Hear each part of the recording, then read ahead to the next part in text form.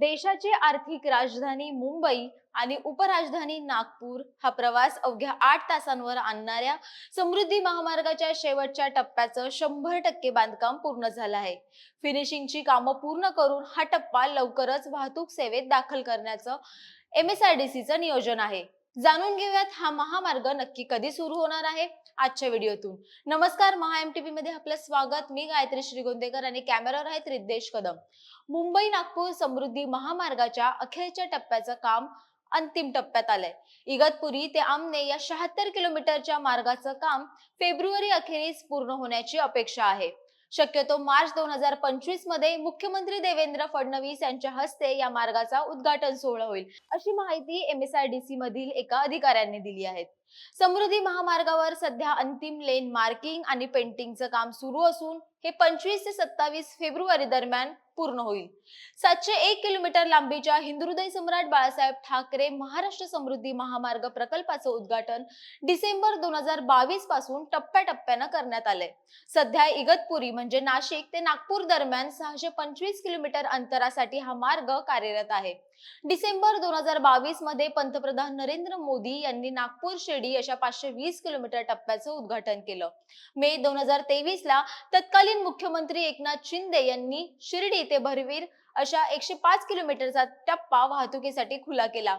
मार्च 2024 ला भरवीर ते इगतपुरी असा 25 किलोमीटरचा टप्पा पुन्हा एकदा प्रवाशांसाठी खुला करण्यात आला. आता शेवटच्या टप्प्यात इगतपुरी ते आमने या 76 किलोमीटरचा समावेश आहे. हा 76 किलोमीटरचा टप्पा महत्वाचा का आहे ते देखील पाहूयात. आमने येथे समृद्धी महामार्गाचा शेवटचा टप्पा मुंबई वडोदरा महामार्गाशी जोडला जाईल. तसेच मुंबई नाशिक महामार्गावरून समृद्धी महामार्गावर प्रवेश मिळावा यासाठी तात्पुरती व्यवस्था देखील उभारण्यात येईल. इगतपुरी ते आमने टप्पा वाहतूक सेवेत दाखल झाल्यास इगतपुरी ते आमने म्हणजेच इगतपुरी ते भिवंडी हे अंतर केवळ 40 मिनिटात पार करता येईल. आजच्या घडीला हे अंतर पार करण्यासाठी 2 ते 2.5 तासांचा वेळ लागतो. त्यामुळे हा टप्पा वाहतूक सेवेत दाखल झाल्यास प्रवाशांना आणि प्रामुख्याने कृषी उत्पादनांना मोठा दिलासा मिळेल. वाढलेली कनेक्टिव्हिटी आणि कमी प्रवास वेळ यामुळे व्यवसाय आणि उद्योग तसेच रहिवासी देखील आकर्षित होतील, ज्यामुळे एक्सप्रेसवेला लागून असलेल्या निवासी आणि व्यावसायिक मालमत्तांची मागणी वाढेल.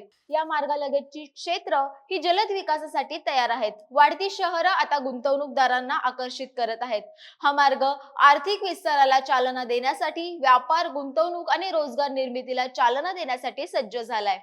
आर्थिक संधींमुळे वाढणारी लोकसंख्या परवडणाऱ्या ते लक्झरी पर्यंतच्या गृहनिर्माण पर्यायांचा शोध घेईल.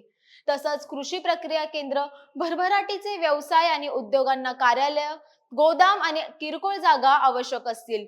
वाढत्या पर्यटन आणि व्यावसायिक प्रवासामुळे हॉटेल्स आणि रिसॉर्ट्सची गरज देखील वाढेल. पूर्वी जी ठिकाणं दुर्गम ठिकाणं होती ती आता रस्ते मार्गे अधिक सुलभ होतील, ज्यामुळे एक्सप्रेसवे कॉरिडॉरवर टाउनशिप, लॉजिस्टिक हब आणि औद्योगिक उद्यानं यासारखी नवीन रिअल इस्टेट निर्माण होण्याचा मार्ग मोकळा होईल.